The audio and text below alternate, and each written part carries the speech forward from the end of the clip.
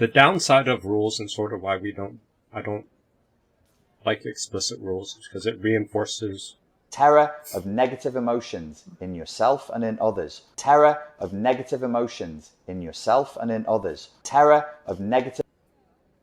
And it reinforces this. What we're trying to do is mask pain. We're trying to mask vulnerability. What we're trying to do is mask pain. We're trying to mask vulnerability. What we're trying... And it gives the biggest traumatized person, or the threat of traumatized person, they have the edge. The greatest person to cry foul or I don't feel safe. They can slowly use that as leverage. By saying, you know, I'm just feeling really attacked right now. Feeling really attacked right now. I'm just feeling really attacked right now. And indirectly that causes... There's enough space. There's enough space. There's enough space. There's enough space. There's enough space. Then everybody has to go work around that, and it's... There was so much work. I wonder I was exhausted all the time. There was so much work. I wonder I was exhausted all the time. There was so much work. I wonder I was exhausted all the time.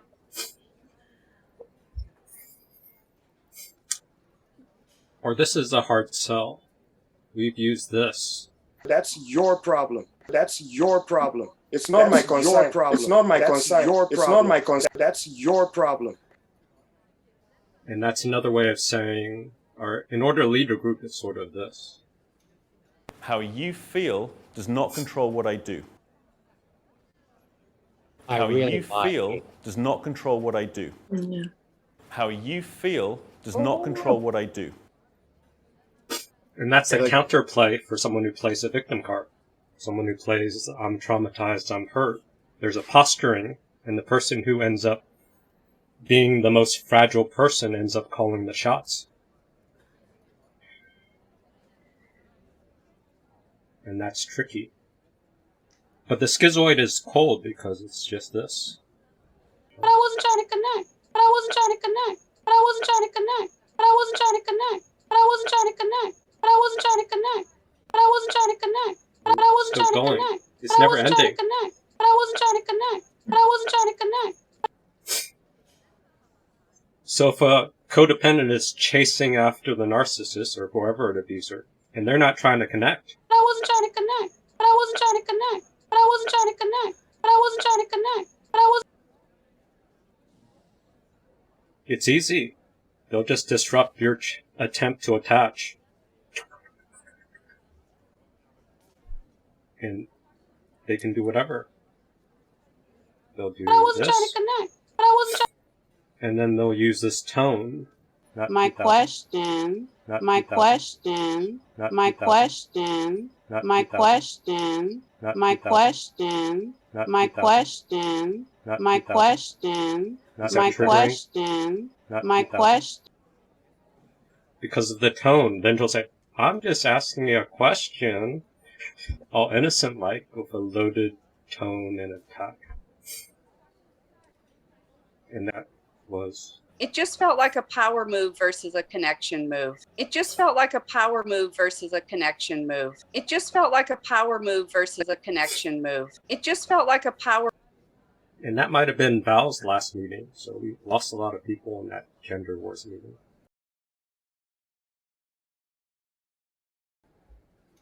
How many people know about something called emotional chicken, or tantrum posturing, or 3-stage abreaction? I didn't know anything about it, so it was helpful in person, so I wouldn't mind repeating it, so thank you. Yes, we had to rush that part. So this will be a more formal session, so we could catch people up. So we'll walk through this and then see if there's see how it lands, and then we'll improvise from there. Oh, trigger warning for Laura. Since you have formal training, this might go against your formal training. So there's a lot of loaded assumptions for professional therapists and social workers on how to view the interaction.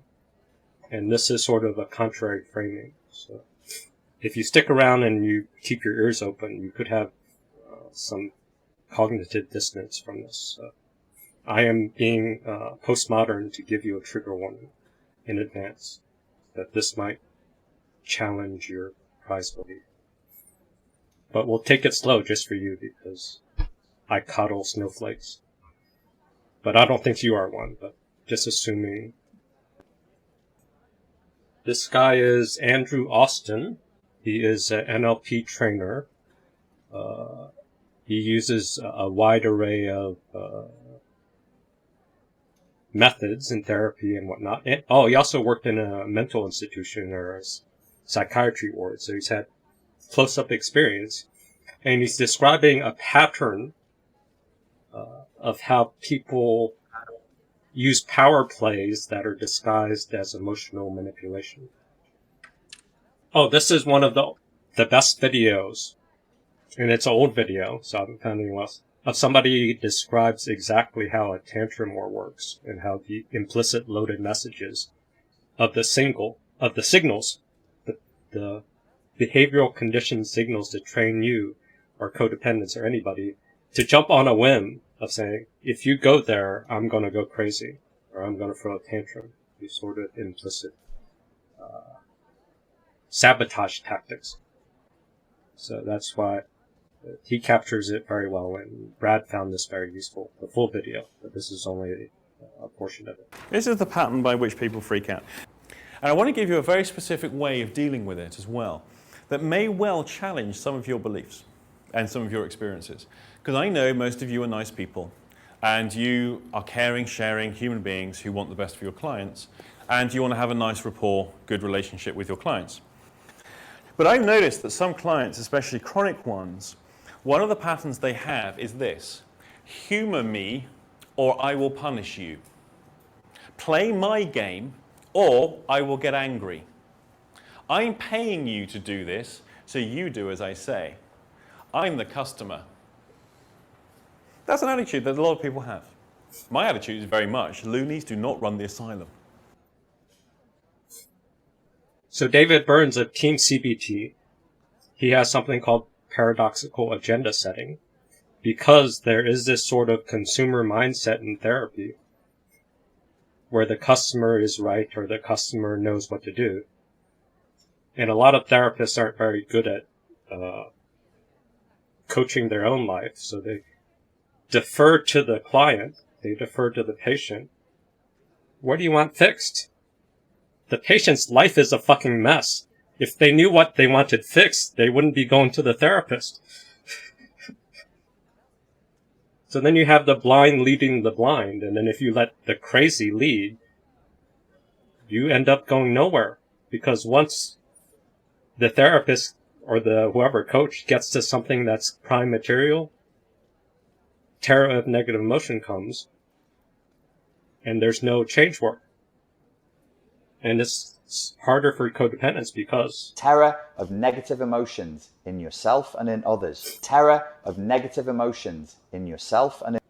Ooh, I got crushed. So then it's like this tug of war between the therapist and the patient's whose terror of negative emotion, whose trauma. And if the therapist can't witness the patient's trauma, the therapist is going to squash or pacify the patient's trauma because they can't bear witness. So then they just end up... What we're trying to do is mask pain. We're trying to mask vulnerability. What we're trying to do is mask pain. We're trying to mask vulnerability. What we're trying to do is...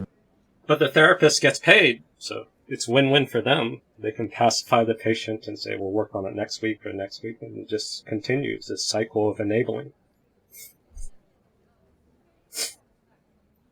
So this is a way to try to help change workers of how to spot when the patient is using power games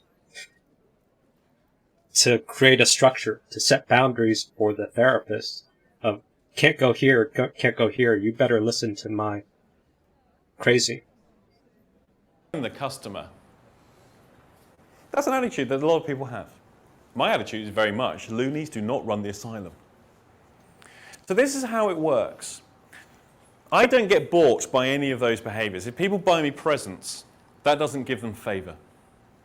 If people basically go, well, I'm paying you, so I expect you to listen to me, my attitude is fine, but you don't get to tell me what to do. It's the other way around. And if they don't like that, they can leave. That is my attitude. I don't have a problem with it. But every now and again, a client will be unhappy with something I do or say because it doesn't fit their model of what I'm supposed to do or what they're familiar with. So they'll say something like, I'm not very comfortable with the way that you're talking to me. I'm not comfortable has unknown or else. I'm not comfortable means you need to sort of change or you need to pay attention to my discomfort. That's stage 1. Implication, in order for me to gain comfort, you need to change your behavior and the way that you're talking. It's very subtle. Actually, I don't like the way you're looking at me right now. The implication is you need to be looking at me differently. This breaks down to, I don't feel good or I feel bad, therefore you must change. When you change, I feel better. So that's the simplification. Actually, I don't like the way you're looking at me right now. The implication is you need to be looking at me differently. This breaks down to, I don't feel good or I don't feel good. I feel bad. I feel bad and it's your fault. And you need to change. Therefore, you must change.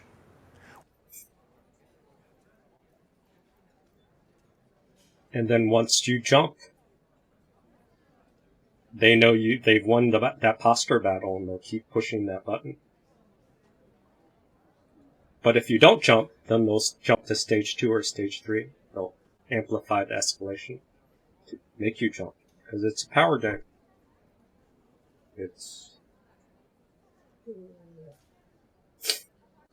It just felt like a power move versus a connection move. It just felt like a power move versus a connection move. It just felt like a power move versus a connection.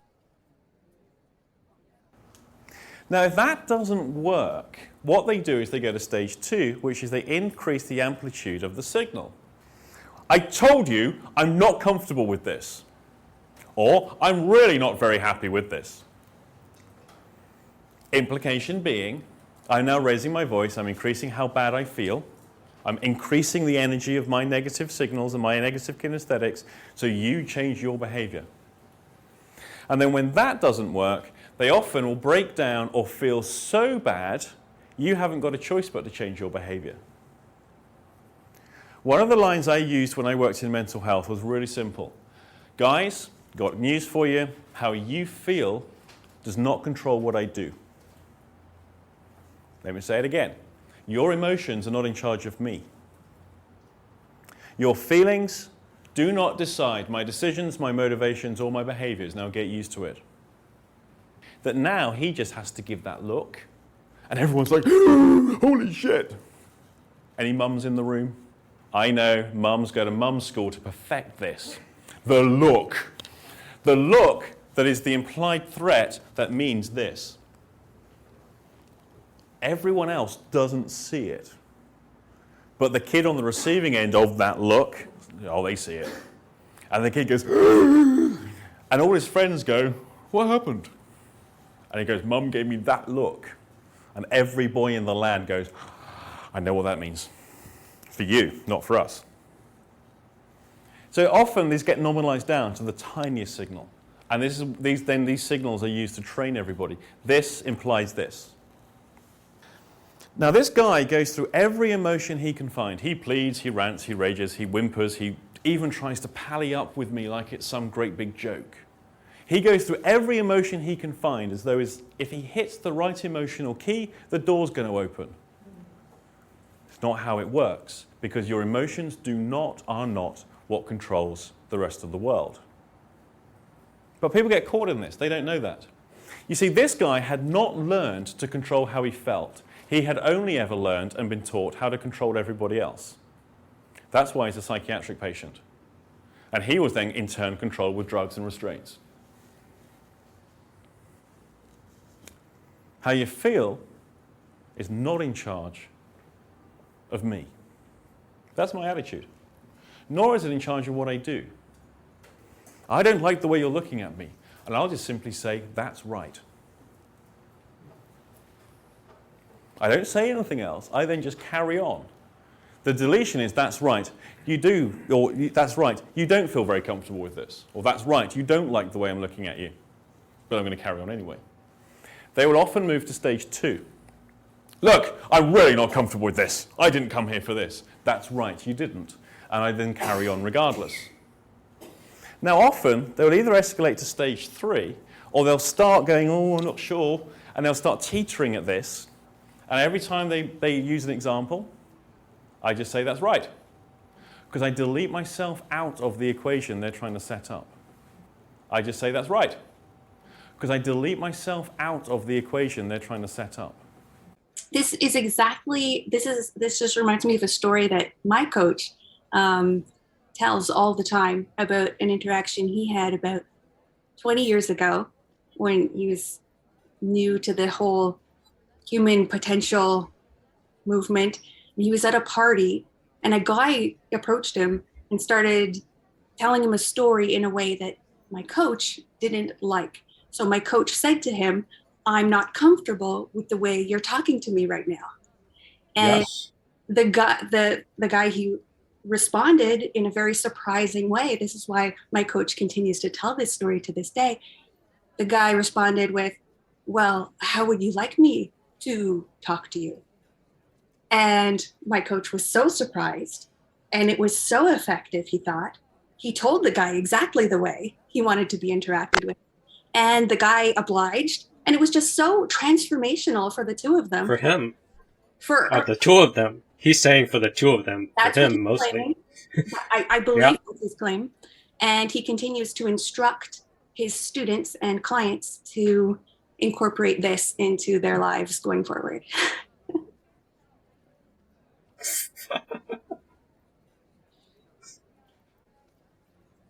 And he brags about this.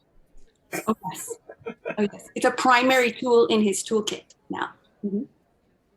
My comfort changed somebody. I feel so powerful. But he obliges people now in that way. He's very keen to ask that question of others now. When he notices they're becoming uncomfortable in the interaction, he'll pause and ask them, well, how would you like me to be interacting with you right now? And then gives them the opportunity to tell them, and he'll oblige. He'll transform himself to accommodate. Just from the standpoint of like closing techniques, it breaks down a barrier. It removes like if someone's going to say you're not doing it right, you're not doing it right, you're not doing it right, and you say, well, how would you like me to do it? It removes that that obstacle that they've placed there artificially, and if you take that away, then you've kind of created a somewhat an artificial connection. It's artificial connection. It is artificial connection. I'm saying it's a way of diffusing and getting to a goal if you have a goal that you want to get to. I wouldn't say it's necessarily applicable across the board, but it does help you get to a goal in that immediate conversation. I really appreciate the word artificial there, because the claim is that it deepens authenticity, it deepens intimacy, and I'm calling bullshit there. Yeah. I would just like take the invite and start saying, oh, I can just make this guy jump. So this is my pronoun for today, and tomorrow I'll change my pronoun. And I'll just keep messing with him until he reacts and can't follow the instructions. That's where my mind would go. To call the bluff. Isn't it only a problem if you're like for the codependent, right? It's not a problem if someone is like, those tapes you sent out with the FBI guys who talk about being an effective communicator, and I haven't watched a lot of those tapes, but if you don't fall into that codependent category and someone says that to you, I'm not comfortable with the way you're talking to me. If you're disagreeable, so if you're agreeable, then yes, you're more pleasing and you'll want to get comfort. Right. But some people are just born disagreeable, so I don't care, I'm fine, whatever you... Why should I change? I don't care, and that's their norm, yeah. Wait, don't talk about Brad when he's not here. Or Brad in a different culture. Different cultures have different agreeableness. So someone. Let's see. Mm-hmm. So is it a trigger point for people when they hear that? I guess, and how does it trigger them? If it's, I mean, we're assuming that the person is being condescending when they say that, right? About the comfort? Right. Is that the presumption that the person who would say something like, "I'm not comfortable"? They're being fragile. I don't know if it's not necessarily condescending yet. Okay. I'm uncomfortable. Can you appease my discomfort? And then now you're both. Now the other person is responsible for tending to my discomfort, but my discomfort could be from a flashback, could be from any number of things, and now both people are helpless to a flashback. Both people are helpless to shadow material. For one issue, it might not be bad, but now you start exchanging back and forth. Both people are helpless to try to avoid the other person's trigger, to try to make sure everything's comfortable and the ego's empowered. Then both people slowly lose space. They slowly are helpless to the coddling. There's enough space. There's enough space. There's enough space. There's enough space. There's enough space. There's enough space. It was so much work. I wonder I was exhausted all the time. It was so much work. I wonder I was exhausted all the time. It was so much work. And you just end up in this state. I don't know what triggered that person. I don't know if she's gonna be okay after this. I don't know what triggered that person. I don't know if she's gonna be okay after this. I don't know what triggered that person. And I just wonder. And I just wonder. And I just wonder. And I just wonder. And I just wonder. It's like shared walking on eggshells. Both people are fragile. Let me change to make sure I don't make you uncomfortable, and then you change to make sure I don't feel uncomfortable. And your world gets small, and you're just with a bunch of neurotic intellectuals who know a lot of words, and they throw a bunch of jargon, and somehow they think they're bonding. You know, Anid Khan, not the last time, but recently he explained that this happened to him in real life.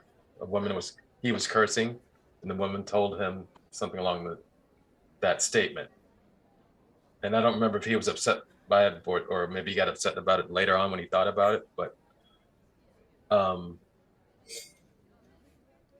so what do you do in that situation? So are you going to try to be the agreeable person, or are you going to be That's your problem. That's your problem. That's your problem. It's not my concern. It's not my concern. It's not my concern. It's not my concern. You don't necessarily say that, but if you fall into the trap of owning somebody else's fragility and being responsible for that, actually, I would say, "Oh, thank you. I will change, and I will try to figure out how to push that button as much as possible indirectly."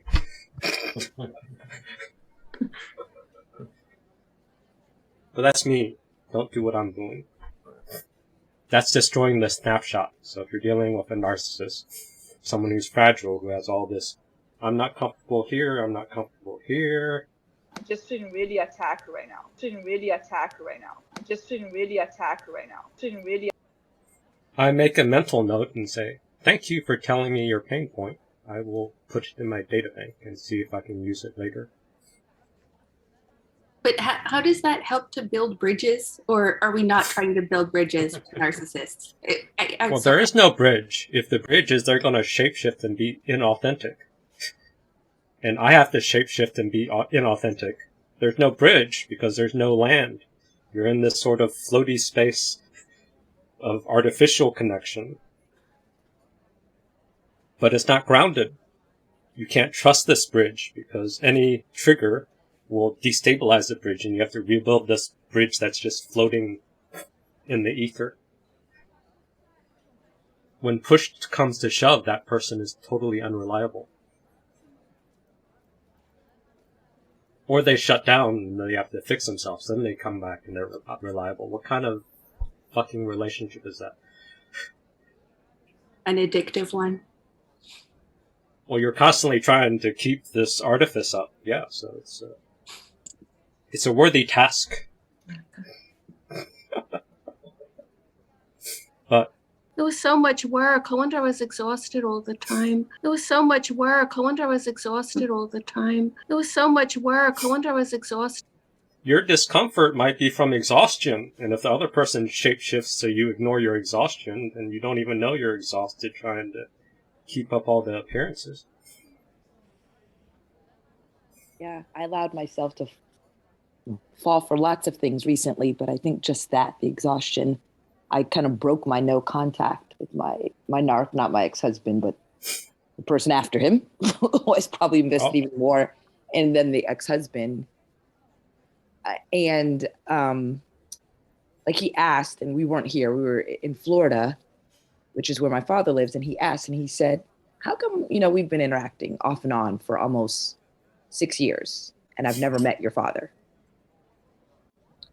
And I gave a response, and I know for a fact I was giving a response that is the dance, like Holly put it, an artificial, because I know for him, what he used to try to train me to do in the past is, and would say the formula. Well, when I ask you a question, respond, but in your response, I want to hear that you are validating and demonstrating you understand why I may be asking this. I want to Anyways, hear a response that's validating and that you understand. Yes. So I said, even if you don't understand? Correct. So I said, well, and no, the first question was, does your father know about me? And why haven't I met him all these years? And I said, yes, my father knows who you are. I would say the reason why you haven't met him all these years has probably just been the opportunities haven't presented itself. And he said, well, we've been together for 2 days here in Florida, and I've actually heard you mention your dad a couple of times. Because before I went to hang out with him, spent a few days with my dad. And, this could have been a time where I could have met him and that didn't happen.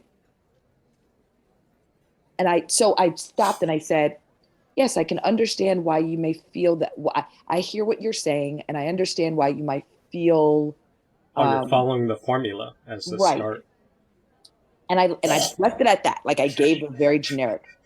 And then I stopped, and then I said, because it actually just came to my mind, right? So I guess I stopped the formula and started being authentic. And I said, well, actually, 4 years ago when we were more together and we went on a cruise, we were supposed to go to my dad's house after we got off the cruise because our flight was leaving later that night.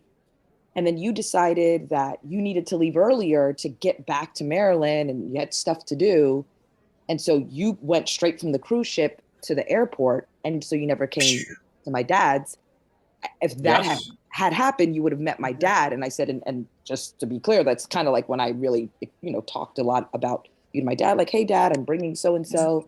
He's going to stay at the house for a few hours. You're going to get to meet him, blah, blah, blah. To which he proceeded to say, yes, see, this is what I'm talking about. You included irrelevant details to justify something instead of just sticking to your first answer. Your first answer was, the first part of your answer was right. This second part now that you're adding to me feels like irrelevant details to defend and justify yourself. He's poking a perfection wound. So I was just like, at this point, this conversation kind of happened when we were sitting in the airport coming back, thank God. And I literally, like, with my carry-on, I walked away. I walked to the other side of the terminal. We have not spoken since. On the same flight, like we didn't. I mean, it's Southwest, so you don't have to open seats in case anyone's interested on Southwest. So we boarded the plane and we literally did not, 2 hour or like an hour and a half waiting to board. I walked away and we did not speak to each other. That's the way the trip ended. Because in my mind, I was like, I feel like I'm going to be pulled back in. No, actually, I did say before I walked away, I said, I feel like this is an attempt for you to try to train me the way you did when we were together. And then that's when he really blew up. Train you? Do you hear how negative that statement is? I'm trying to just get some clarity on why you power have move, power move, power move, and I power just move, power move, power yeah. move. So he blew up at me using the word training, and that's when I was like, train, it's time to get up and walk away. That's what happened when Holly used word lecture. That's what scared Michelle off. So when you are too precise at pointing out their flaws, a traditional narcissist or a more dramatic one, they'll feel shame and they'll escape. Yeah. But a schizoid doesn't care. But yeah. It was I think it was telling for me how quickly, even after all this time of like no contact, and then it was like maybe a month and a half ago, an outreach and just little casual conversation, and hey, yeah, I'm gonna be in Florida this time. Oh, yeah, actually I will too, because of blah, blah, blah. How quickly, just in that re-emerging again, I went back to the mode of what I know fits me having to deal with a narc. Like, well, you followed the rules first, but then you corrected yourself. Right. That's an improvement, isn't it? You saw how the structure of the language was suffocating your voice. Mm-hmm. And that's a sort of mind game of narcissists, that they invert communication, and that makes it tricky. So let's jump to this instead.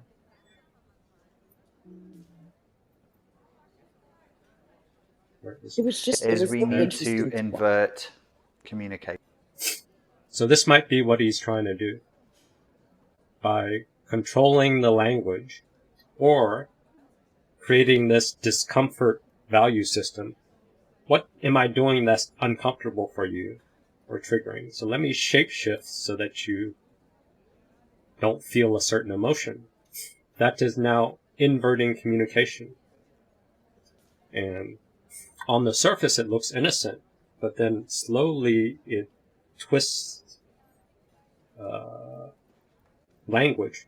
So let's see how Brandon describes it. So communication normally would be, for me, let's see, so I see a thing in external reality and I say that's a good thing.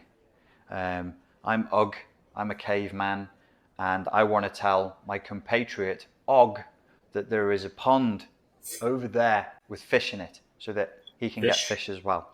That's a thing. So I then want to communicate with him. So I give him the word, I give him my word about reality. So his reality, objective, then there's the word that's about reality, and this will induce a reaction. The words are pointing to something that's real or something that's an experience. And because the words are pointing to an experience or something that's real, that creates a reaction, that creates a feeling. In my compatriot, Og, his reaction most likely, most predictably, will be to pick up his fishing spear and go and find the fish. That's the way communication should work. Here, when it comes to the mind games played by narcissistic psychopaths, we invert this process and we take it backwards. We ask ourselves, what is the reaction we want? What's our agenda? What's the reaction we want first? Then we make our words and our representation of reality. We adapt the words, we adapt the narrative to get that reaction. We want rage, we want fear. Then we adapt the words, we adapt the narrative. So that's the dark side of it. But the innocent side of it, with Trina's rules, what was that? I want to be validated and understood. Yep. Validate so and then demonstrate. Slowly you put the words and the feelings higher than the reality. So normally reality, then you have the language that points to reality, then you have your reaction. So reality, words, reaction. If you flip it, I want a certain reaction, so let me create words that match this reaction. And then now reality is somewhere lost in the ether. So then if you can get a group, a cult, to get everybody to agree that this is the words, this is the utopia reality that we're projecting onto the world, then it feels like it creates an illusion that that reality, or that those words are pointing to reality, but no one's, you forget that the words in reality have a giant gap. And the problem is that when they use it the other way around, now the abusers can use words to trigger negative emotions, fear, terror, exhaustion within you. Because you've now put words and reactions higher than reality. You want the feeling of intimacy instead of real intimacy. Or you want intimacy without risk. You want sort of this artificial type of experience, which feels good, but it takes this constant maintenance of words and other people jumping through hoops to keep this artifice up. That's the downside. It's exhausting. It was so much work. I wonder I was exhausted all the time. It was so much work. I wonder I was exhausted all the time. It was so much work. I wonder I was exhausted all the time. But it it's was so much exhausting. work. I wonder I was exhausted all the time. It was so much. So you should just... Stop it. Stop it. No, you should keep doing it because it's exciting. Let's see if he says anything else here. To induce as much fear and rage as we can. And then that actually alters reality. Oh, that was the part, Trina. After you broke the rule, he started giving you words to trigger fear, judgment, you're bad. You must have goofed up somewhere. You must have goofed up some. You must have goofed up somewhere. Power move, power move, power move, power move, power move, power move, power move. And it's sort of this rule. I need for you to be wrong. And I need for you to be wrong. I need for you to be wrong. And I don't want you to go. It's about my need. I need for you to be wrong. And I don't want you to go. It's about my need. So Trina is giving you all these rules. And then he's saying you're wrong, but it's all self-centered on you. You're focusing on your eggshells. You've totally forgotten, you've overlooked that it's a power move. Power move, power move, power move, power move, power move, power move. And it's sort of scripted. You've scripted this. You've scripted this. You've broken the script. You've scripted this. You've scripted this. You've scripted this. And you forget. Scripted this. You've scripted it's this. this. You've scripted this. You've scripted. And I don't want you to go. It's about my need. I need for you to be wrong. I need for you to be wrong. I need for you to be wrong. And I don't want you to go. It's about... So, you heard, I'm wrong, I'm in trouble. You didn't hear the, I need for you to be wrong, so I can control you.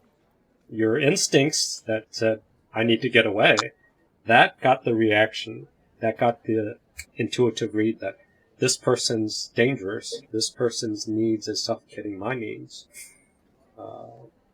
There's no space. There's no space. There's no space There's no for you. space. There's no space. There's no space. But you got caught up in the perfection trap because you forgot. I need for you to be wrong. I need for you to be wrong. And I don't want... You felt wrong equals danger. I'm not perfect. Acts could happen. I could fall back into this. Instead of recognizing he feeds off your being wrong. That's his power play. That's the sadistic supply. It gives him a... It'll make your mind turn. It'll make your head spin. But with the narcissist, we're sitting there like in our heads like, yes, how powerful am I? It'll make your mind turn. It'll make your head spin. But with the narcissist, we're sitting there like in our heads like, yes, how powerful am I? It'll make... You've fallen into I must have caused that. I must have caused that. I must have caused that. I must have caused that. I must have caused that. Because codependents have a lot of guilt. And then even Nahama fell into this. Mr. Framing. Mr. Framing. Mr. Framing. Mr. Framing. Mr. Framing. Mr. Framing. And I'm countering that it's her framing that's the fault, not her knee-jerk reaction of I'm guilty, it's my fault, it's my fault, it's my fault. Mr. Framing. Mr. Framing. Mr. Framing.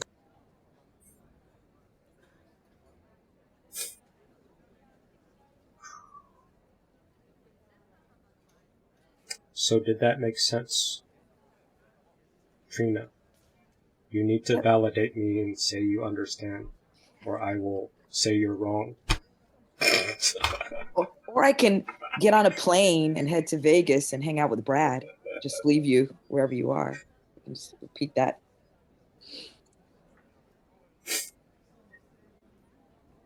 Oh, wow. And Brad is looking sharp. You need a +1, Brad? Got a brother? Can't smile without you. Can't smile without you. Don't change Can't the laugh. subject. Dave I was on a can't roll. sing. Don't. Dave was on a roll. I was listening. It was good.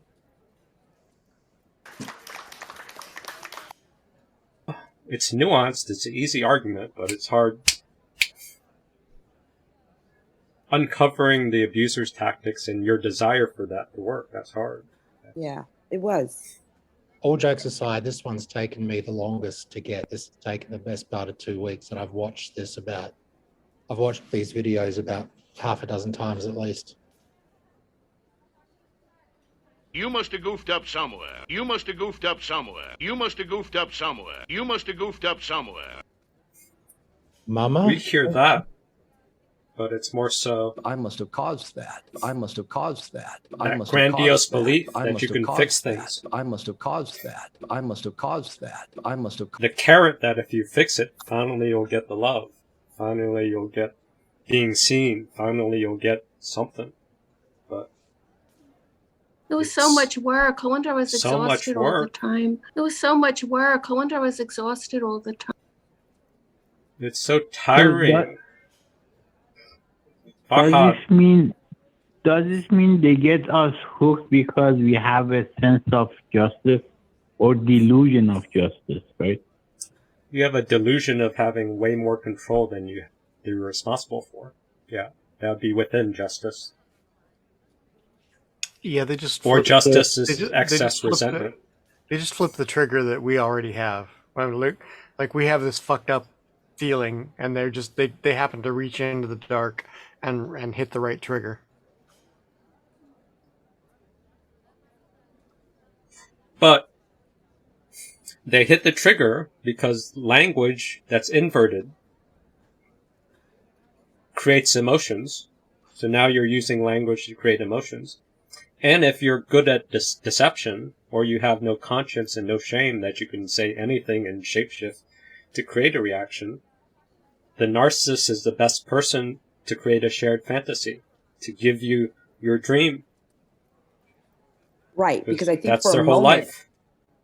For a brief moment, like in the first response, I could almost, in now retrospect, remember thinking to myself, maybe now he'll, like, oh, gee, you answered correctly. Now let's see if he demonstrates that he appreciates you answered the way he wanted. Like, right? And then sitting there by myself now in this airport for a minute to process through that, I was like, yeah, you actually, like, you were waiting for some validation initially that he appreciate you answered it correctly.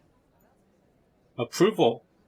Or you want massive doses of the toxin and poison and venom of grandiosity. Massive doses of the toxin and poison and venom of grandiosity. Do they deliver? You jump through all the hoops and you're waiting, and you might get a half pat because grandiosity is for them. They're not going to give you everything.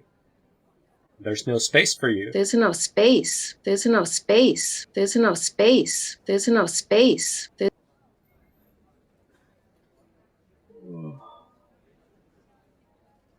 They subsumed you, sublimated, yeah. So narc abuse pain is in the meaning we give to the words. When you put words higher than the real experience, when you trust a story more than your eyes and your body, that's a trap. Yeah. I got it. That's exactly what it is. The whole stuff is happening in language, right? The whole When you're playing in the world interaction is of happening in language. yeah, they can twist words and rewrite anything. That's what they're good at. He constantly rewrites it. He has like 200 versions of the same event. He constantly rewrites it. He has like 200 versions of the same event.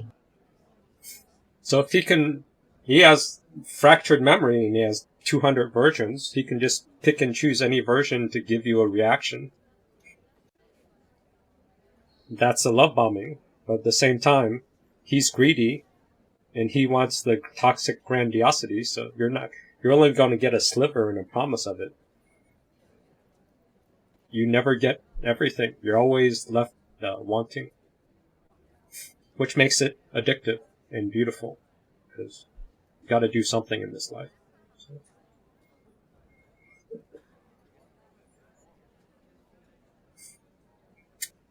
Let's finish this off. So we become the masters of changing narratives and perverting narratives and corrupting narratives to alter reality. That's not what language is for. Language is supposed to be a symbolic representation of what reality is, but what we're doing is we're turning that on its head. We're turning it upside down. So we alter the words in accordance with the reaction that we want, so that reality itself is affected. So it's backwards. Reality ends up being the enemy. You have the word and you got the action right. Then you want to impose reality. Put your will to impose reality to fit your thoughts, your words, and the emotions you want. That is tiring. It was so much work. I wonder I was exhausted all the time. It was so much work. I wonder I was exhausted all the time. But it gives you something to do. So what's wrong with that?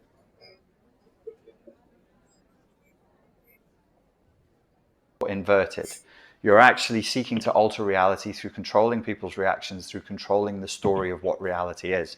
Therefore, the whole fundament of everything that we're doing is to pervert truth and to be the prince or princess of lies.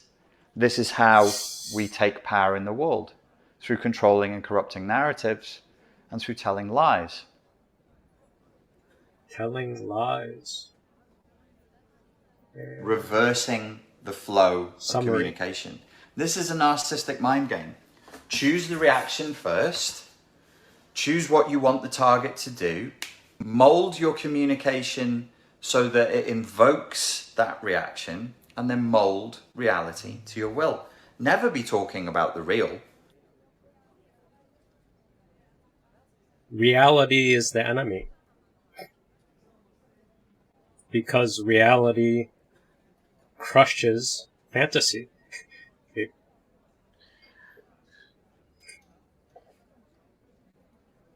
So if they keep you guessing, they keep you gaslighting, they keep you jumping, you can't resync to reality, then they're gaslighting that works.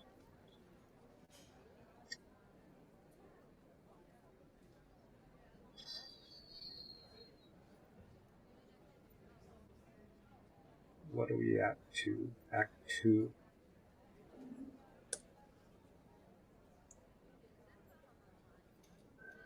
So, let's see. Oh, here. Maybe.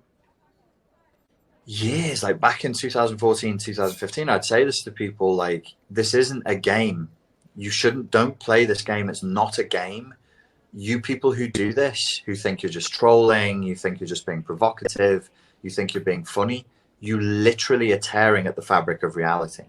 You're ruining the meaning of words. You're ruining the the trust and the faith in communication between two humans who are really philosophically brains in a vat. How do we communicate? How do I shout over to you, Pierre, in your brain in a vat? I use language, I use words, and we have to follow a form for that. And when you pick at that and you pick at the seams, the whole fucking thing starts to unravel.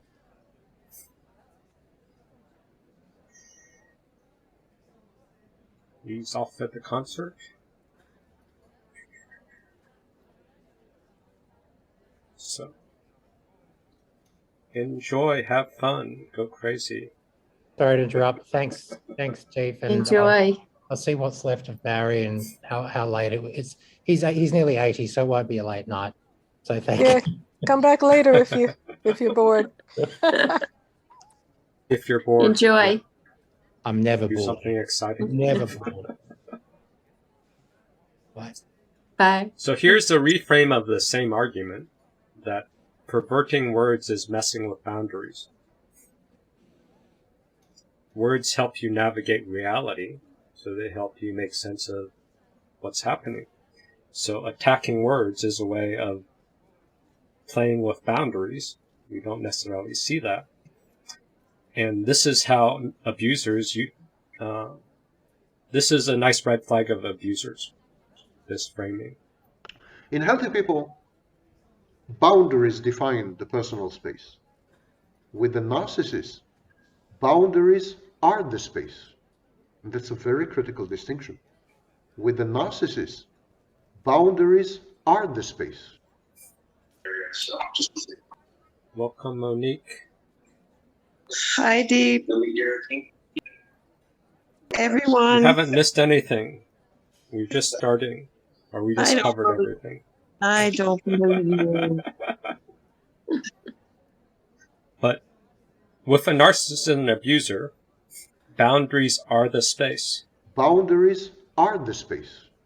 And this will be a teaser for Thursday, that narcissists, abusers, if boundaries are the space, fantasy is the space, messing with language is the space. They eat, they consume your space. That's why Debbie shared. There's enough space. There's enough space. There's enough space. There's enough space. There's enough space. And if there's no space, you can't find yourself. Holly. Okay, so I'm having trouble with this concept of space and boundaries. They don't make sense to me because I understand that the narcissist has no boundaries, but I understand there's a concept that he's trying to, and that maybe I missed it, maybe you stated it here. Well, in here, the narcissist, the boundaries are your space. Enforcing boundaries, consuming it, because they can is never get consuming enough. your space, and they never give up because they don't have their own space. Their space is the empty schizoid core. Yeah. The empty schizoid core is what you're chasing after, because that reminds you of your parent that had an empty glance that you want to finally get witness, but it's a void. So you find a new void to chase after. But while you're chasing after the void, that void eats up all your space. There's enough space. There's enough space. There's enough space. There's enough space. There's enough space. And then by no space, there's enough space. You don't notice it because the space slowly gets suffocating. You get smothered. And without space, you lose touch with yourself, with your intuition, with your separation, individuation. That'll be And the Thursday. narcissist occupies the space inside you. The narcissist consumes other people's space, and that gives them a counterbalance. It gives them a feeling of... After 20 years of this, then Sam says, you become the narcissist. Yeah, Is this how? Because he's invading but that's space? an important distinction, Holly. They don't consume the space. You take them on and bring them inside. You are doing. Right. You are doing it. Mm-hmm. Exactly. That's what I'm trying to Through say. the fantasy, through the shared fantasy. You're clinging on to that shared fantasy and you're consuming them.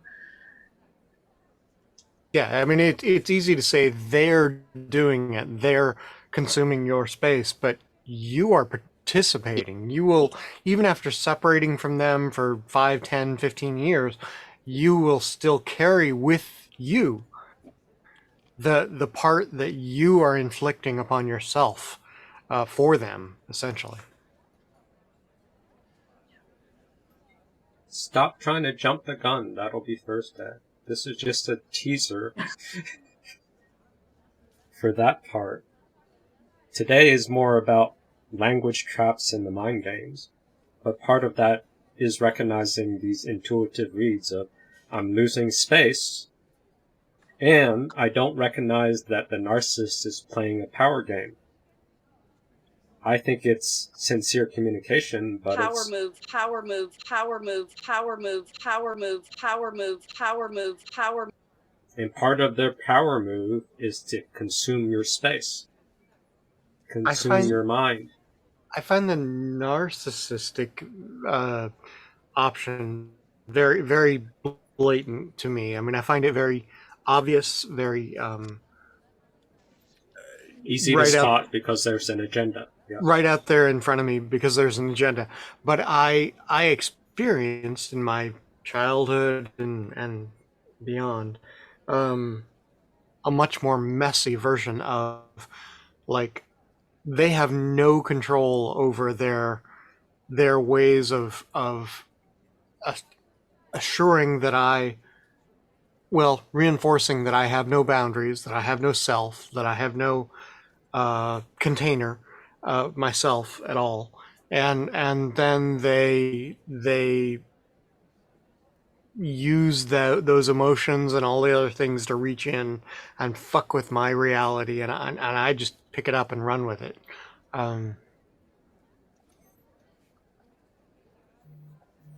Interesting.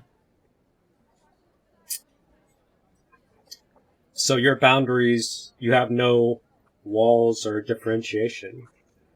No, so you I've run had to with work it. like Your sense of I had to separation work like hell to create anything resembling a sense of self. It's because you don't have totally boundaries are the realization where I stop and you begin. I stop and you begin. I stop and you begin.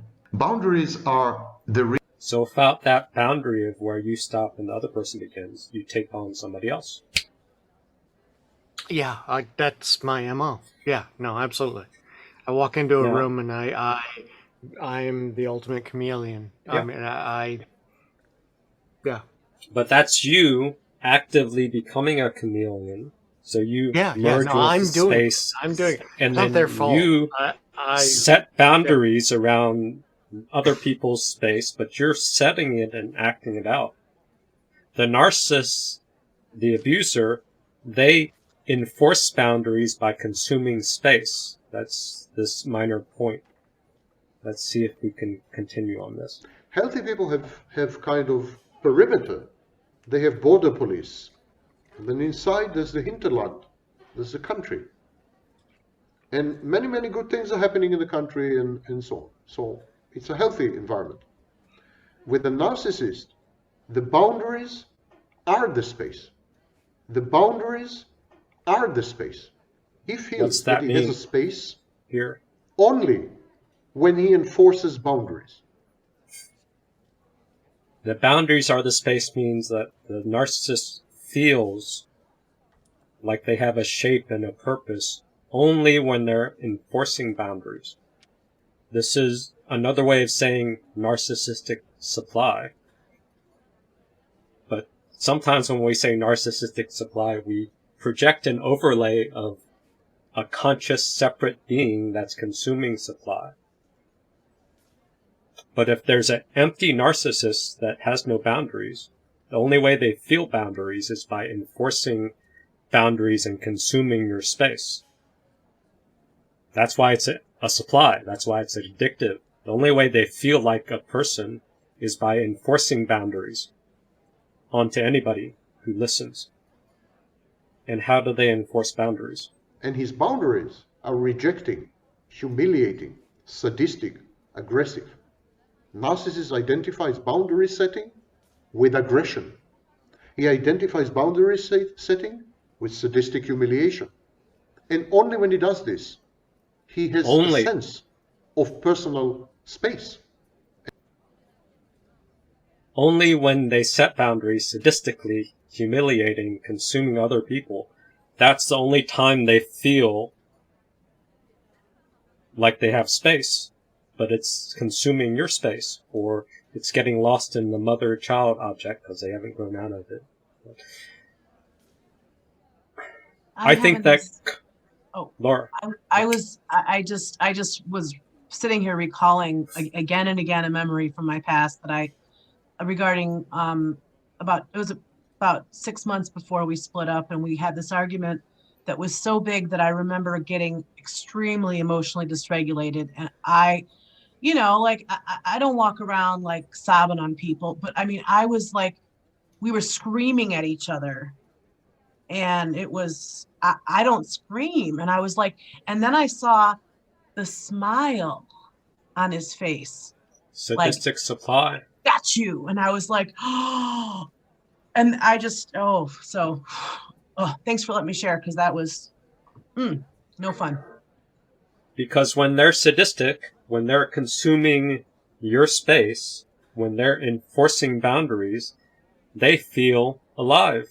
They feel like they have a shape. They enjoy that. That makes them... It'll make your mind turn. It'll make have your a head power spin. high. But with the narcissist, we're sitting there like in our heads like, yes, how powerful am I? It'll make your mind turn. It'll make your head spin. But with the narcissist, we're sitting there like in our heads like, yes. So if you can grasp this could be a new red flag. And his boundaries are rejecting, humiliating, sadistic, aggressive. Because I think codependents give narcissists and other aggressive abusers a pass. Because if someone's aggressively enforcing a boundary, you assume they're hurt. You assume they don't have enough space. You assume they're like you. It was so much work. I wonder I was exhausted. You assume they're codependent. It was so much work. There's You no assume space. they don't have space. There's no space. But if the misread is that they're enforcing boundaries because they're feeding off you, they want to feed off your space, it's a power play. It's a power move. Power move, power move, power move, power move, power move, power move, power move, power. And I don't want you to go. It's about my need. I need for you to be wrong. I need for you to be wrong. If you're wrong, I can enforce a boundary. If I enforce a boundary, I can get sadistic supply, humiliation supply. I can be evil to somebody and get away with it. I can reject somebody by just making up some perfection argument or some trauma story, and I'm out of my head into your head. I feel good, and I'm consuming your boundary, your space. That's why teaching codependence boundaries is stupid, because narcissists and abusers, they're better at enforcing boundaries. In fact, not only that, if Vaknin's right, they enjoy, their supply is enforcing boundaries. They feed off enforcing boundaries. Rejecting you, making you jump, telling you to say things by, please validate me first, and then say you understand even if you don't.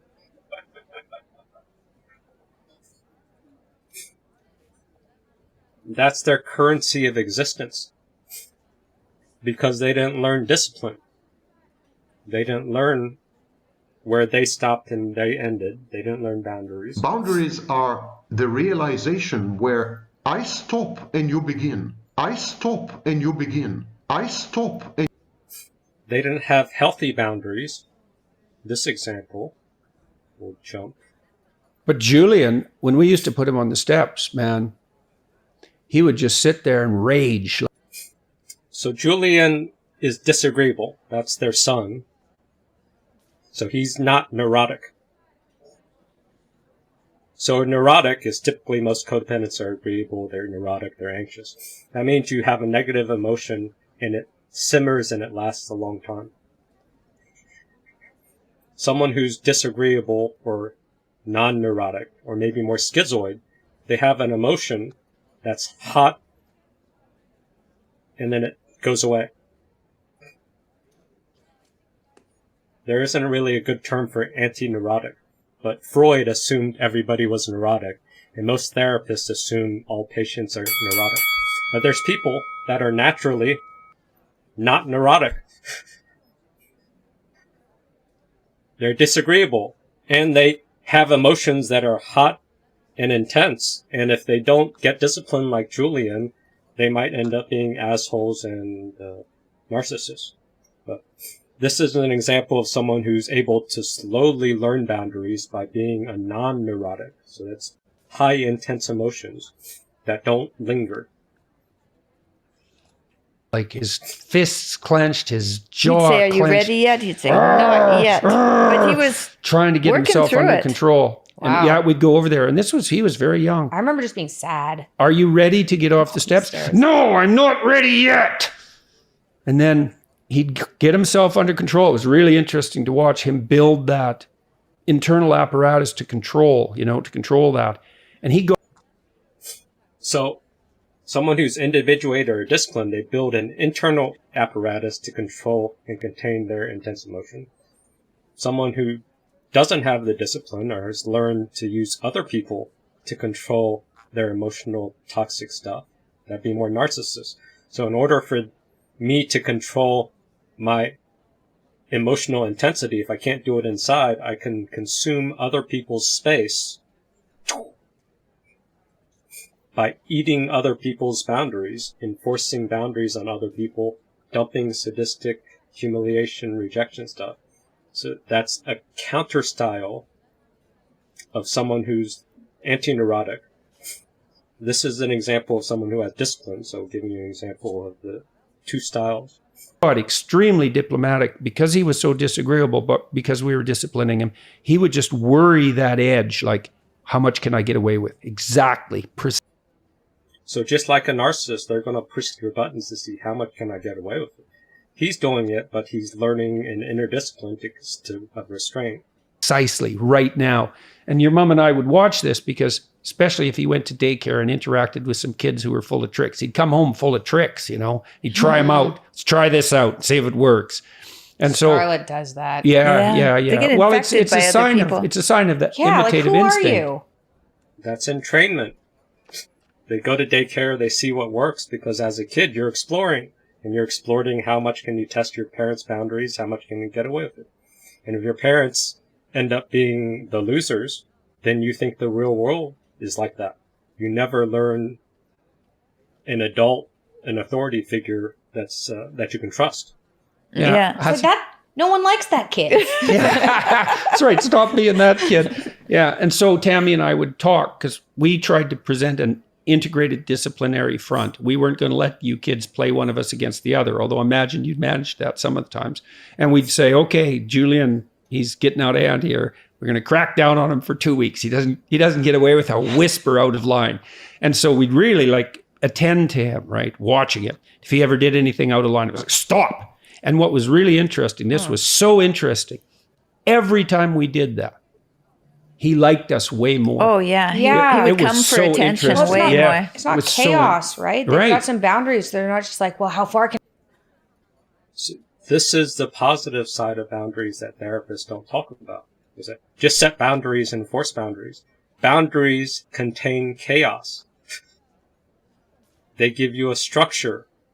They allow you to enjoy your space instead of being with a narcissist where There's you no just feel space. There's no space. There's no space. There's no space. There's no space.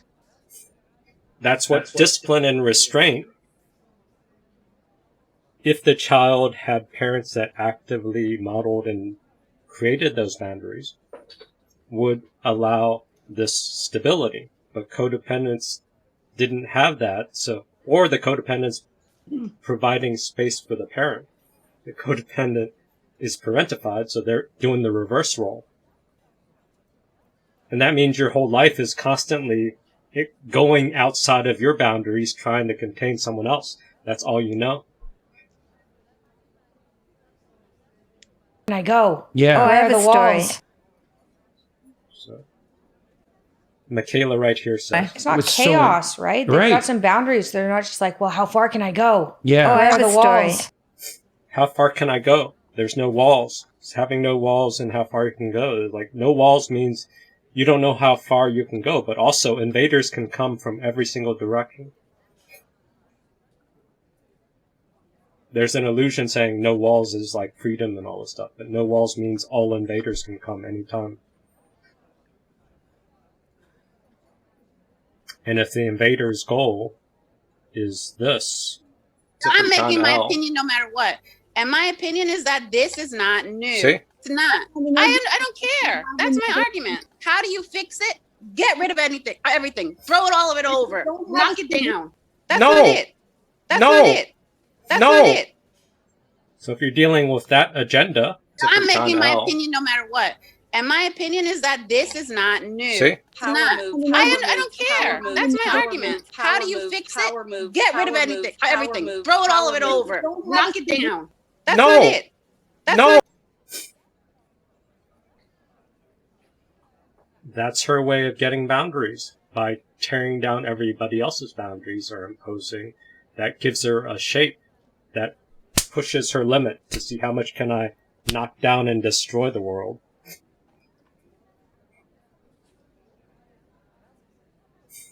But that's exhausting.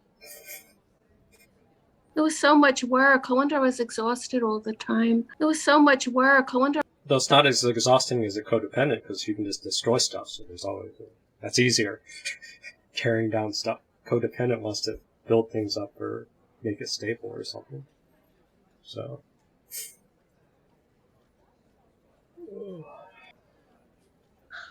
Okay, I had to rush through this. I think I don't have to rush through it as much here. But this is a trigger warning. Laura didn't get triggered, but this might be triggering. Jeff got to see some of it, but the in-person group didn't seem that triggered. But I have another video with Kurt in it, but that might trigger him, so I'm not going to use that one. Maybe the after party. But this is the summary of her motivation. I'm making my opinion no matter what. And my opinion is that this is not new. See? It's not. I don't care. That's my argument. How do you fix it? So her motivations Get rid of came out everything. Throw it all of it over. Knock it at down. the end. That's No! not it. That's No! not it. That's No! not it. And all pieced together. It just felt like a power move versus a connection move. It just felt like a power move versus a connection move. But I wasn't trying to connect. Like, I wasn't arguing that I'm being feminine. I was asking my question. So this is when she finally admits, or we start talking about her agenda. That's at 9 p.m. Then we'll go back to the initial accusation or her initial posturing. About why we're going through this conversation. Like, what was based on. But I wasn't trying to connect. Power move. Did you phrase it that way? When Yeah. you're saying, is this new? I said, is the Instead idea of saying, where is this today- going? You're saying, is this new or old? That was with the intention of saying, I don't know what the purpose of the direction of the conversation. But I wasn't trying to connect. Was the conversation today based on the idea that this is a new power move issue? That was my question. Power move. But I wasn't trying to connect. With no power agenda. Maybe there was a power agenda. I don't know what the power Didn't you agenda open is. it? Maybe there's a power agenda. If she has a power agenda, why wouldn't she know what it is? That's the least amount of effort to sow doubt and disown responsibility. It up. It just felt like a power move versus a connection move. Maybe there was a power agenda. Power move. Yeah, it's about specific types of women, not women. Okay. Adrian, no, want you to can go escalate. specific, but just leave This it is my alone. counter. Dude, they... So she tried to escalate at 8:29, and I sort of warned her right here. And I warned her with Dr. Shafali because that freaked her out in the past. But she's escalating by saying, Anti-feminist, misogynistic. You've been warned, Adrian. Power move. Men going their own way. Is that what you're talking about? It's not that it's unconditional. So guys can just escape, hang out in your own clubs, MGTOW, red pill, black pill, get a fleshlight, use a pillow, just masturbate on your own. She's just hating on men right here. So she's escalating. I spotted. I say, you're escalating. I see you. She doesn't care. The larger argument from early, so 8:30 to 8:38. So I'm still making an argument. Now I'm making an argument of power versus connection. And connection is the argument that the feminine is lost. The feminine is a master of connection. But the feminine can be used for disconnection. So she's doing an example of toxic femininity that's using the power of bonding and connection to disconnect. Watch how beautiful she does it. Earlier today was that the feminine is abandoned because the women are being better men than men, and the men suck at being women. So no one's managing connection. No one's making belonging. No one's providing it. And then Brene Brown's speaking truth to it. But her advice is worthless. You can't follow this. You'll get killed publicly. It sounds good in theory, but if you were to just be totally honest and don't betray yourself, you'd get canceled. Well, you have to make yourself uncancelable. The idea that this is like, Uncancelable. If you want to be The yourself, idea you have to that make this is yourself new- uncancelable. You have to change your lifestyle. Yeah. So now she's going for the dig, the new attack, which is used before, and it's also a postmodern strategy. Not everybody has the luxury of doing that. What's new? What Adrian is Is it saying the that idea this, like this is a new thing? Power move. The idea like this is a new thing? Is that what you were talking about today? Power move. Meaning like which- people follow religions that have only male gods. This has been happening for 1,000, 2,000 years for now. I mean, power move. The feminine has been like being murdered for a long time. So is this like the idea is like this is like murderized. reflected in the current? Well, you're making an argument that the feminine's been murdered for 2,000 years. Prove it. Power move. My point is that like if we're saying I'm not that agreeing like, with the that statement feminine that is the feminine has been murdered for 2,000 years. I think the feminine's abandoned its agreeing role with it. trying to Right, take I down think- See, I'm escalating and I'm trying to create a bridge by saying I don't agree with your other stuff, but I'm also dealing with Allison still jumping bombs constantly. feminine. I think the feminine has been abandoned for 2,000 years, and my I don't agree with proof that. is in the religions that people follow currently. I don't agree with totally that assessment. disagree. You don't have to. I'd say agree the with me. feminine has been abandoned But maybe my for question, 50 my years, maybe question- 100 years. Not My 2,000. question. Now this is micro-expression. This is an academic devouring mother judgment tone of you are wrong. You get in line.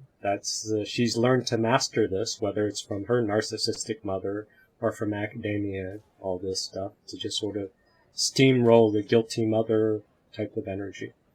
Power move. Was whether the conversation today was about whether like is this a new idea? Like this is a reflection of like the current society. Is that what this power move? Is that like the background of the conversation? I've heard this argument before from you, Adria. I'm asking. But if it's not a question. new, or I'm trying to present, I did not present power move. This as You new didn't information. answer me yet. I asked you if that's. I'm what trying you're to saying. understand your question. Now you're trying to side It's like- topic by it's like jumping a bullshit. word. So, trigger warning. It will now escalate. Cover your ears if you're sensitive.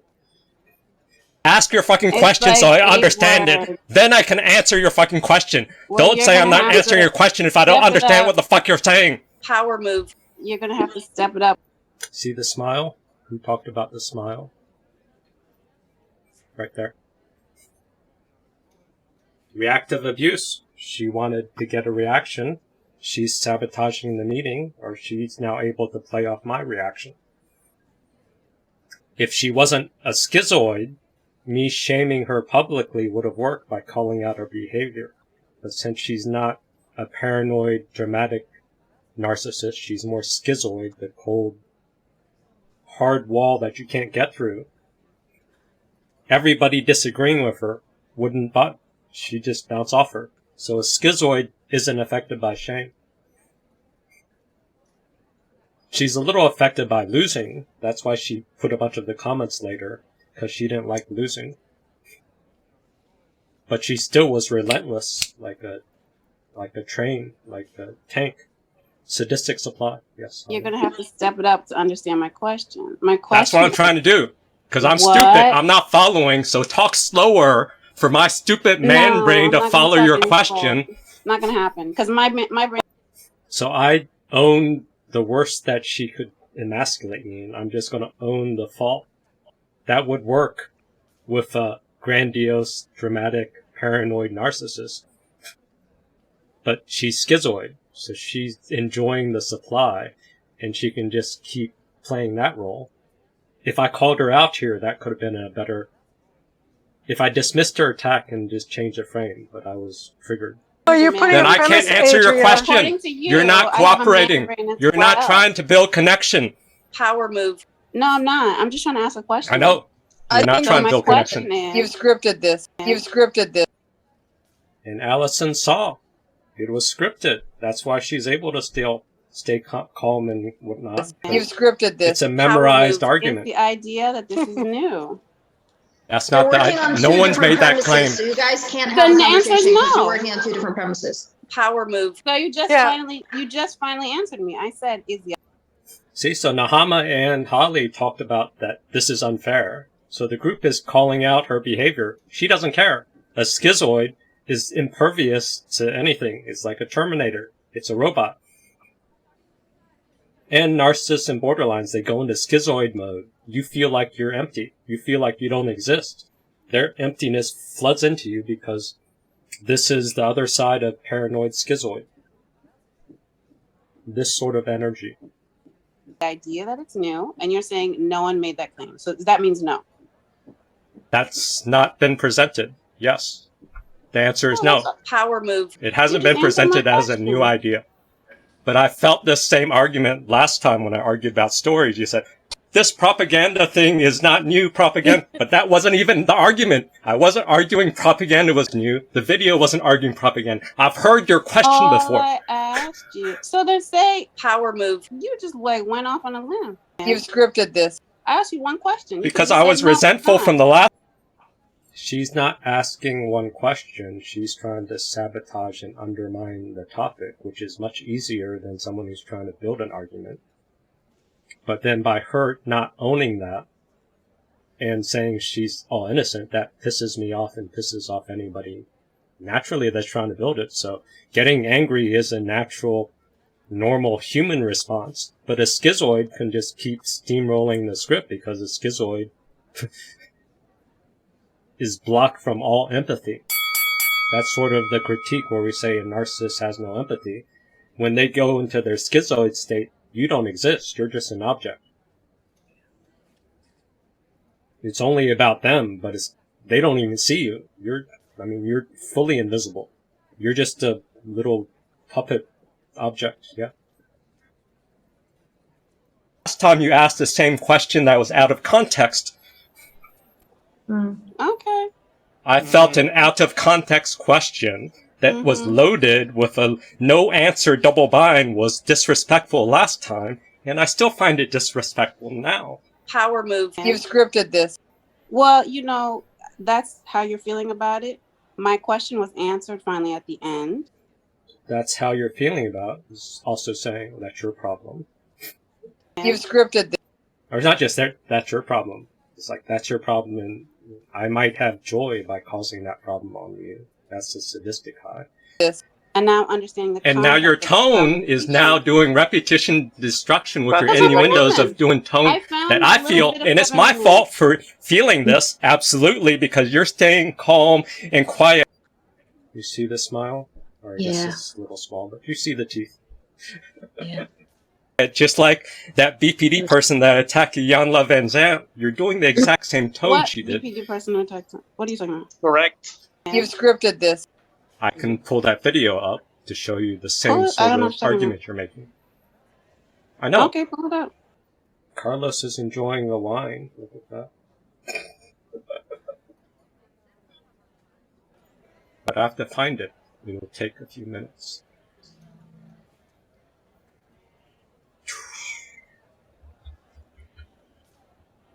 Because talking about this from a man's side is dangerous. Women will kill you with microaggressions. Microaggressions. So that's me calling out these implicit signals of nonverbals or tone to try to elicit an emotion. Inverted communication to try to create a humiliation or rejection wound that she's gotten good at, or that's her agenda. Ask your question. Power move. You've scripted this. I felt like I'm being killed. My nervous system is animated now, and you don't give a damn. See, that's the... And she doesn't give a damn. I call it out to prove it. Fucking argument. It's your problem, and women say, I got you by the gut. I've got... And she's actually gaining energy now that I'm calling it, so she can say, I don't care. I poked you, I emasculated you. I feel good because I'm blaming all of masculinity for my loss from my husband or getting acid thrown on a face, whatever. I'm going to take it out resentful against any man in the world. Or masculinity in general, patriarchy. Is it her hatred or is it part of social justice warrior? We don't know. But she's enjoying being a good soldier. Got you by the balls, that's what Brad was saying earlier, and he backed down. But since I'm leading, trying to play women, I'm trying to be a woman for you fucking women that have abandoned being a woman. I get my balls on a vice. I didn't put anything in a vice. I'm not interested in your balls. I feel it. It does. So that's talking to the group. She's trying to co-opt it like, oh, you're only talking to me because that's also schizoid. The world is just them. Anybody, no matter what the feedback is, 10 people, doesn't matter. It's a highly grandiose... Doesn't matter if you're saying you're not doing it. Fuck your damn gaslighting. I can gaslight all day. That's what we do in this whole group. That is not what we do in this whole group. That's a redefinition. You just let... Allison just gaslit us for like an hour and a half. Allison did gaslight, but she wasn't trying to hijack... She wasn't directly trying to hijack the argument. We gaslit you. I asked you a question. We gaslit you. We gaslit you. We gaslit you. We gaslit you. We gaslit you. We gaslit you. Is there a clip? Or why did you bring that up? We gaslit you. We gaslit you. Oh, she wanted a clip. I'm out. See how grandiose she is. Anyone else want to be gaslit? I missed you guys. Take your time out. We gaslit you. We gaslit you. We gaslit you. Anyone? Oh. Oh. Oh. Oh. Because it's easy for you to do this, Adria, because all you're doing is channeling an ideology. You're channeling a script of an attack. I have to come up with an answer. You already know that. You already know your question, and you know everywhere I can go. So succumb. That's my favorite word. So it's easy for you to do this damn attack and stay calm, and then you say, why aren't you calm, Deef? I'm calm. I'm just saying this and that and that and that. You have a script. Made up something else. I didn't say why. Yeah, right there. That's a fucking script. Power move. Succumb, Deef. Succumb. Power move. Power move. My favorite word. Succumb. Power move. Power move. And her argument is basically this. That's not it. That's not it. You can always... You can just... That's not it. That's not it. That's not it. That's not it. That's not it. And then once you're chasing or you're trying to get right or trying to prove a point, all she has to do is just to say, That's not it. That's not it. That's not it. Sabotage. Unfair debate tactics. Non-communication. Power moves. It's easy. It's an Power easier move, play. power move, power move, power move, power move, power move, power But move, underneath power that, move, I power need for move, you to be power wrong. move, power And I move, don't want you power to move. go. It's about my need. and then the issue, the issue, the mistake is this. Understand that it was emotional upset rather than a motivated rebellion. Okay, that's the reverse thing for Michaela. She was genuinely upset, but motivated rebellion, that's the key. Understand that it was emotional upset rather than a motivated rebellion. Understand that it was emotional upset rather than a motivated rebellion. Understand that it was emotional upset rather than a motivated rebellion. Understand that it was. So when someone is making a power move instead of a connection move, It just felt like a power move versus a connection move. It just felt like a power move versus a connection move. they're rebelling. Their goal is to disrupt. Their goal is to gaslight you. Their goal is to humiliate you. Their goal is not connection. Their goal is not to help you. They'll have the least amount of cover story to look like they're helping. The tiniest amount. It just seemed like Adria quickly abandoned any genuine argument and went to this autopilot attack and autopilot. Yeah, Yep. just it became like a, whatever you were going to say was going to just reach the same Teflon level of turning it into something else or obfuscating or just and those of us watching, I was affected merely by the emotionality of the whole fucking mess. I ended up getting into it and being completely fucking triggered for I didn't even catch on to the real reasons that you were triggered until you explained it much later. Because being able to tolerate intense emotion, that's if you spend all your whole life conflict averse and pacifying everything, you don't have exposure to normal passion. So then you get disoriented from all the flashbacks you haven't dealt with. So yeah, it's easy to knock you off balance. Can I ask you about my reaction?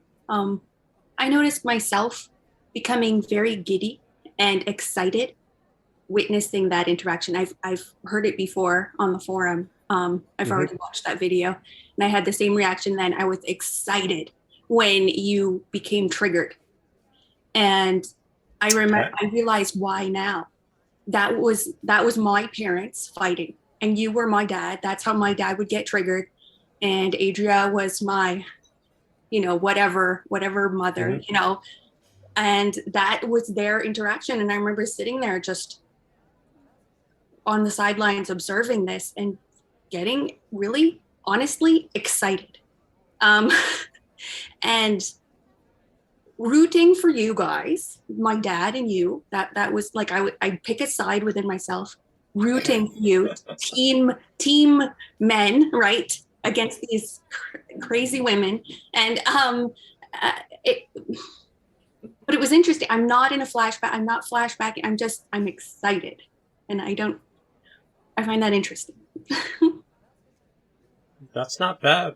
So when Brad came in early, he talked about his initial reaction to American women. And he found American women like vicious, aggressive, bullying. He's like, there's this giant contrast to Australian women or people, this sort of feminist, empowered type of devouring mother type, I don't know, in your face type energy. Well, I'm a Canadian, and I know what he means about. I think Canadian women and Australian women are very, very similar. It's the same culture, from my perspective. And I noticed moving here to the U.S., I felt much more at home with these American women. I felt like I was coming home. So I agree with that. Yeah. Except for Canadians are more likely to wait in line than Australians. Probably.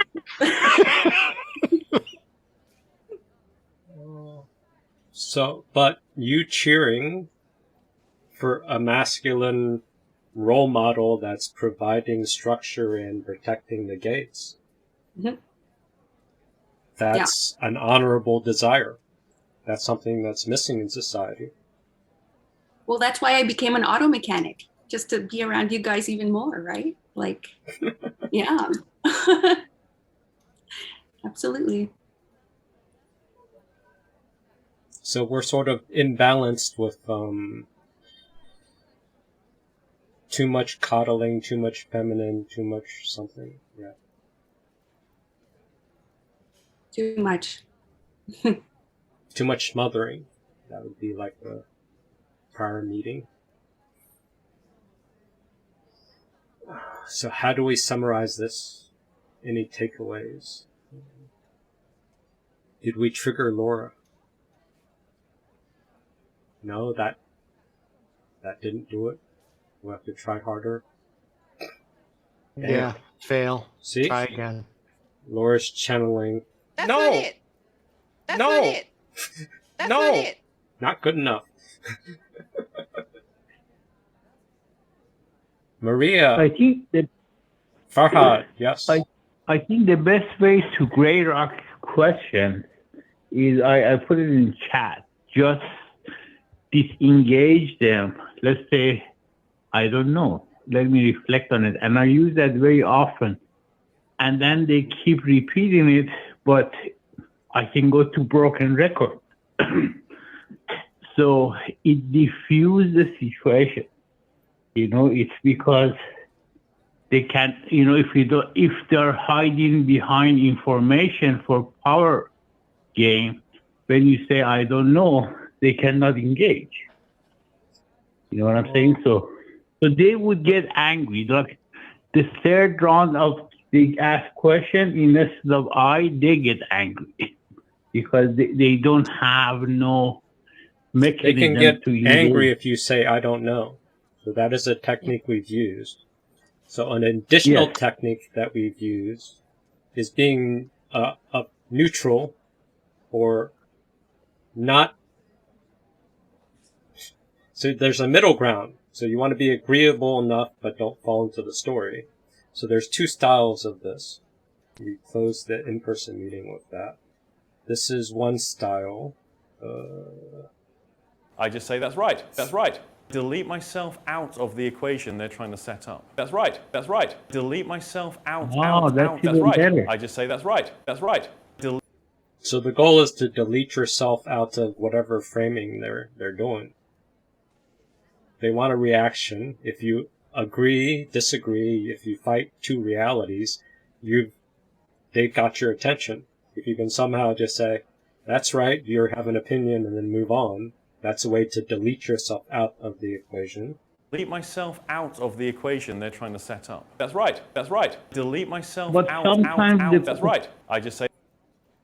Sometimes the question, it doesn't lend itself to say it that way. I do agree with you though. But sometimes the questions, it has to make sense how you respond, you know?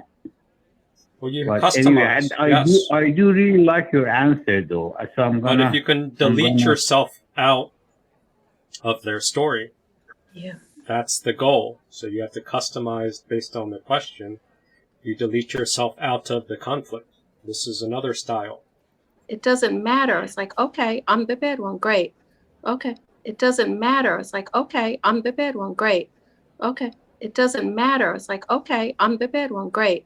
Okay. It doesn't matter. It's like, okay, I'm the bad one. Great. Okay. They're creating a drama.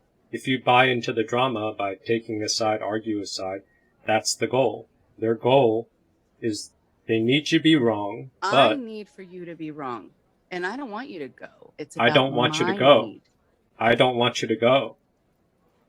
So even if you're not wrong, even if they can't make you wrong, if you're fighting to be right, you're not going. You're staying. I need you to stay. That's the borderline. I love you, don't leave me, or something. I hate you, don't, whatever. They need you to stay. So they fight. They get something that you'll hate, or they'll say something as disgusting as possible, so you want to get even. You get even. Your desire to get even or prove yourself, whatever, makes you stay. It So you gotta makes figure so out how much to sense. delete yourself by saying something neutral. May I ask you one more question? Sometimes people have a sequential question. They ask you like a leading question, then the second question. Loaded. So like piece by piece, how would one respond to that? I don't know if you understand what I mean. You answer a question they didn't ask.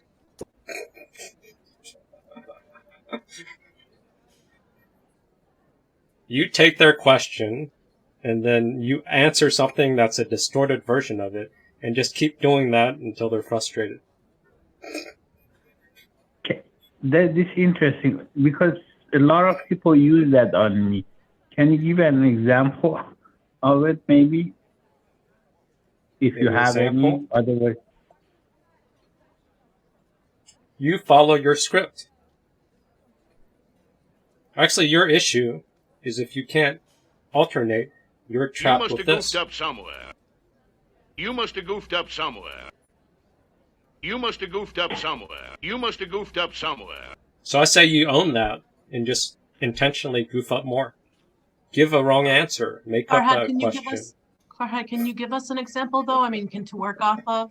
Like, can you give us an example? Yes. For example, somebody wants to, let's say I'm in another program, and then she wanted to make a point that I don't turn on my display. But what happens, she starts asking questions about, I put one of my paintings, like one after another, and what she really wanted to say to make a comment, she doesn't like me that I don't turn on my display. By the way, my video is broken today. So, but it feeds that piece by piece. You know, like she started, oh, have you been doing art lately? Oh yeah, I've been doing art. And then says, oh, you know, like a couple more questions, and then like the painting behind me, did you do that painting? You know, like, is that your painting? Like, and then it leads to the question about like me not turning on my video. That's like one example. And what's the problem? Uh, How do you answer? Or what's the, you don't want to answer, or she doesn't like the answer? Or I wanted to stop her right from the beginning, but I didn't know how. And I think like that's my weak point. Many people use that on me. Like they ask the question piece by piece, you know, like instead of. So you see it coming, and then you don't know how to stop it, and eventually you feel trapped. Yes, you got it. Maybe that's something to reflect on, but. So what do you want to improve it? You want to catch it earlier? So, yeah. So if you want to catch it earlier, you want to shut the person down. Be an asshole. Yeah, an asshole. But she would win, right? Huh? No, your goal is You to wanna not keep her follow all around? the questions. So just be an asshole. If you want to keep her around, be less of an asshole, but just be more of an asshole. That's all. It's an easy problem. If you're an asshole, then you injure her. If she's a narcissist, then she'll go away. But it Yeah, sounds like you see? want to keep her around. So what's your objective for her? My objective is gray rocking. No, be an asshole. Gray rock doesn't work all the time. Sometimes you have to be an asshole.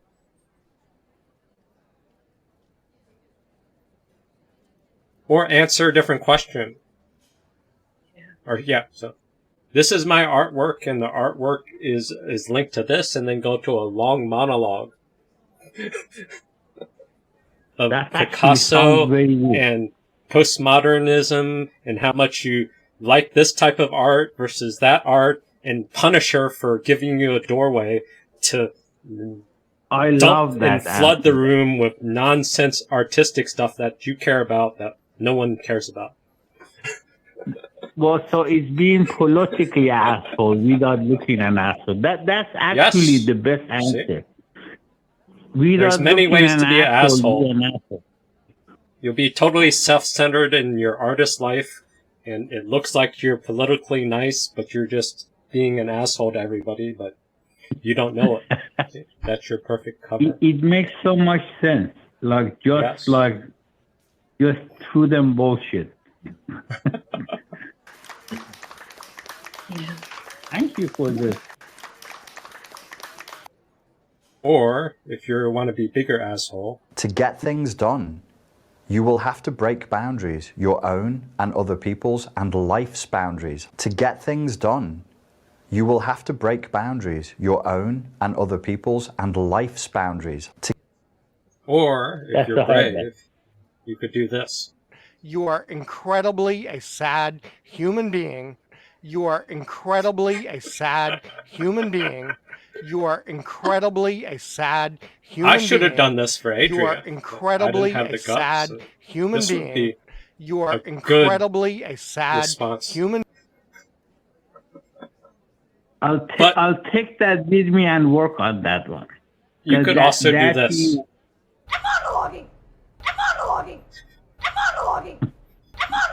Just go into artwork and just keep going monologuing. You can't interrupt me. You just have to let me emotionally vent. Oh, that's it. You can't interrupt me. Go into art and then start emotionally dumping onto the room, breaking down and just monologuing and spinning and how much you hate your life and nothing's working, and just keep going and going and going, and they'll force you to shut up. I really like your answer. This last one is the best one. But it just bored them to death. Be an asshole, but without looking Through an boredom. asshole, See? There you go. That's your power move, the codependent It just power felt like move. a power move versus a connection move. It just felt like a power. Go for power through boredom. Make them... My favorite word, succumb. My favorite word, succumb. My favorite word, succumb. To your boredom, to your asshole boredomness. Well, I can use a lot of philosophy to bore them to death. So. Yes, see? You know it. Perfect. You got cookies.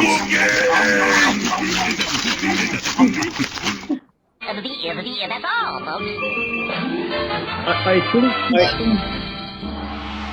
I think my people pleasing is my constraint, Fuck them.